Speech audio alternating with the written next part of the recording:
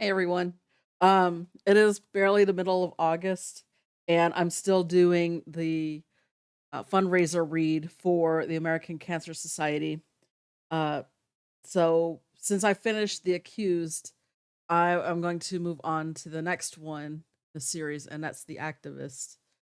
Um, this is actually the book that got me into Theodore Boone in the first place. And an ex friend of mine had this book, and she had lent it to me and I read it and I couldn't put it down. It took me like 2 days just to finish this book. Like almost nonstop, like every minute, like every spare minute I had, I was reading it. Um, but hopefully I can kind of spread it out like throughout the month, like the rest of the month, for this read. It is I think the longest book in the series with 29 chapters in it. Um, but Um, I don't know yet. Hopefully, Josh Grisham, writes more. Um, I love this series so much. But, I still like I said, I'm still doing the fundraiser. If you haven't already, it's linked in the description, and, I have it, you know, in a post, like a community post, uh, and it's linked to, my Facebook, um fundraiser page, and all the proceeds go directly to the American Cancer Society.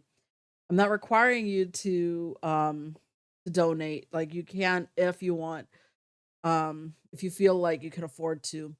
But um, if you do, I you know will heavily appreciate it.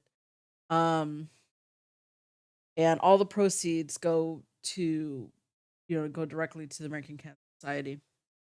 Um, and if you cannot donate, uh, please at least share.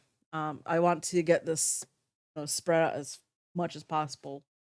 Um, but I'm still going to keep on my commitment to finish reading as much as I can.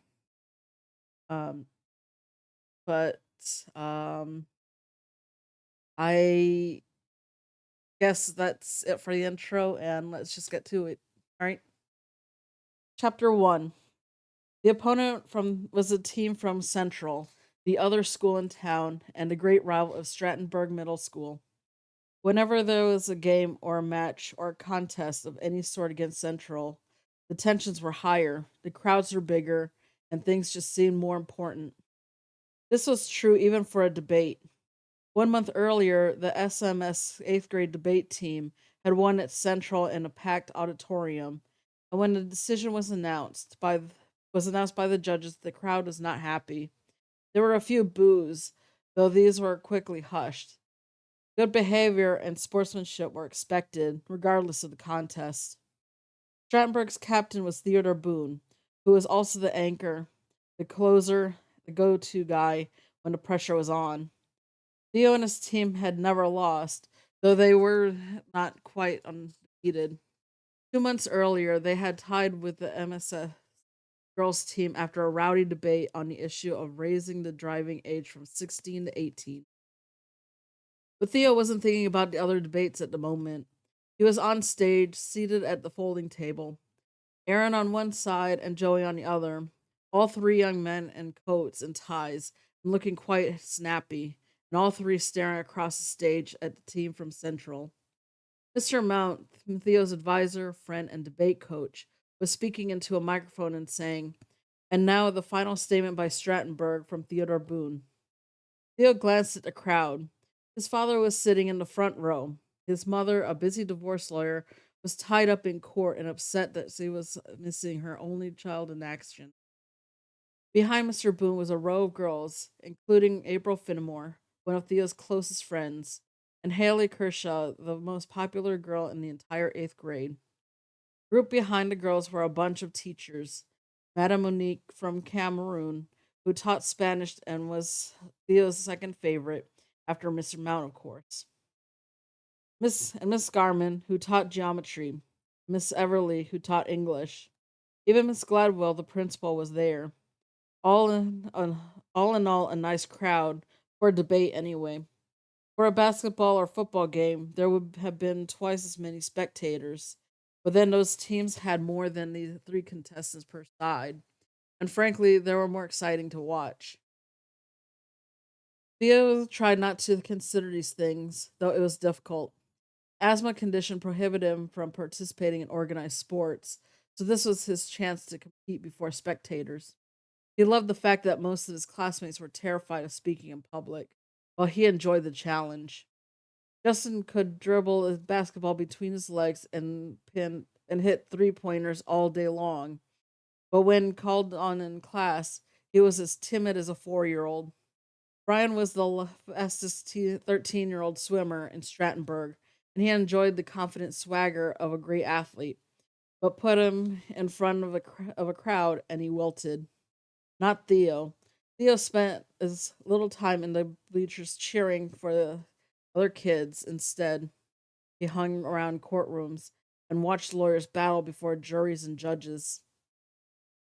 He would be a great lawyer one day, and though he was only 13, he had already learned a valuable lesson that speaking in public was important to success. It wasn't easy. In fact, Theo stood and walked businesslike to the podium. He felt his stomach flip and his heart race. He had read stories of great athletes and their pregame routines, and how many of them were so tense and edgy they would actually vomit. Theo did not feel sick to his stomach, but he felt the fear, the unease. A veteran trial lawyer had once told him, "If you're not nervous, son, then something is wrong." Theo was certainly nervous, but he knew from experience it was only temporary. Once the game started, the butterflies disappeared. He touched the microphone, looked at the moderator, and said, "Thank you, Mr. Mount." He turned to the central team, cleared his throat, reminded himself once again to speak clearly and slowly, and began. Now, Bledsoe makes some Mr. Bledsoe makes some valid points, especially when he argues that someone who breaks the law should not benefit from it, and that many American students who were born here and whose parents were born here cannot afford college. These arguments cannot be ignored. Theo took a breath, then turned his attention to the spectators, though he avoided eye contact. He had learned a few tricks during his career in debate, and one of the most important was to ignore the faces in the crowd. They could be distracting, they could make you lose your train of thought. Instead, Theo looked at objects when he spoke: an empty seat on the right side, a clock in the back of the room, a window on the left side. And as he spoke, he continually shifted his gaze from one to the other. This gave the clear impression that Theo was tuned in to the crowd, looking earnestly, communicating. It made him seem comfortable at the podium, something the judges always liked. He continued, however, children of the undocumented workers, we used to call them illegal immigrants, have no choice where they were born, nor can they choose where they live. Their parents made the decision to enter illegally in the United States, and they did so primarily because they were hungry and looking for a job.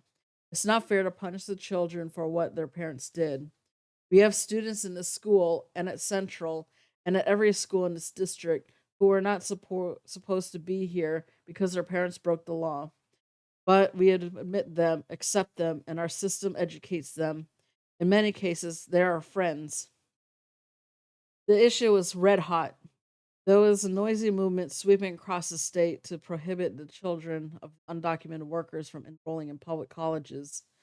Those who supported the ban argued that the large number of illegals would, one, swamp the university system, and two, squeeze out American students who might otherwise barely qualify for college, and three, consume millions in tax dollars paid by real U.S. citizens.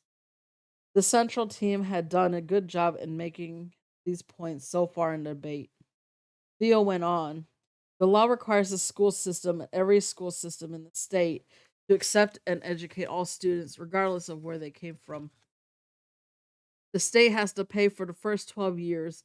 Why then should the state be allowed to slam the doors when these students are ready for college? Theo had some notes scribbled on a sheet of paper in front of him on the podium, but he refused to look down. Judges love debaters who spoke without looking down. Theo knew he was earning points. All three of the boys from Central had relied on her notes. He raised a finger and said, "First, it's a question of fairness. All of us have been told by our parents that they expect us to go to college. It's part of the American dream. It seems unfair, then, to pass a law that will prohibit many of our students and many of our friends from being admitted to college." He raised another finger. "Second, competition is always good. Mr. Bledsoe makes the position that U.S. citizens should be given priority in college admissions because their parents were here first, even though some of these students are not as qualified as the children of undocumented workers. Shouldn't our college admit the best students, period? Across the state, each year there are about 30,000 openings for incoming freshmen. Why should anyone get special consideration? If our college admit the best students, doesn't that make our colleges stronger? Of course it does. No one should be admitted unless he or she deserves it, just as no one should be denied based on where his or her parents were born." Mr. Mount worked hard to suppress a grin. Theo was on a roll and he knew it. He managed to add just a trace of anger to his voice, nothing too dramatic, but the right touch that conveyed the message.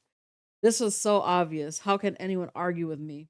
Mr. Mount had seen this before. Theo was moving in for the kill. The third finger was thrust into the air as Theo said, "The final point is this."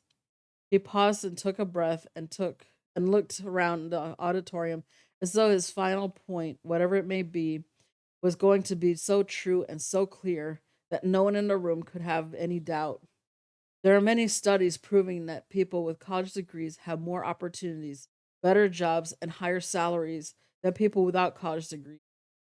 It's a head start to do better life, and higher salaries mean higher tax revenues, which leads to better schools and better colleges. People who are denied the chance to go to college are more likely to become unemployed, and that leads to all sorts of problems. Theo paused again and slowly checked the top button of his jacket. He knew the button was okay, but he needed to convey the image of utmost confidence. In closing, this notion of slamming the doors of our colleges to students whose parents came here illegally is a bad idea. It's been rejected by over 20 states already. That's why the Justice Department in Washington has promised to file a lawsuit in this state if such a law is passed. It is short sighted, mean spirited, and simply not fair. This is the land of opportunity, and at one time or another, all of our ancestors came here as immigrants. We are a nation of immigrants. Thank you. Mr. Mount appeared at the edge of the stage as Theo returned to his seat. Mr. Mount smiled and said, "Let's have a nice round of applause for both teams." The audience, which had been warned against expressing support or opposition in any day, offered a warm round of applause. "Let's take a short break," Mr. Mount said. Theo, Aaron, and Joey quickly stood and walked across the stage, where they shook hands with the central team. All six boys were relieved the pressure was finally off. Theo nodded to his father, who gave him a thumbs up. "Great job." Minutes later, the judges announced the winner. That's the end of chapter 1.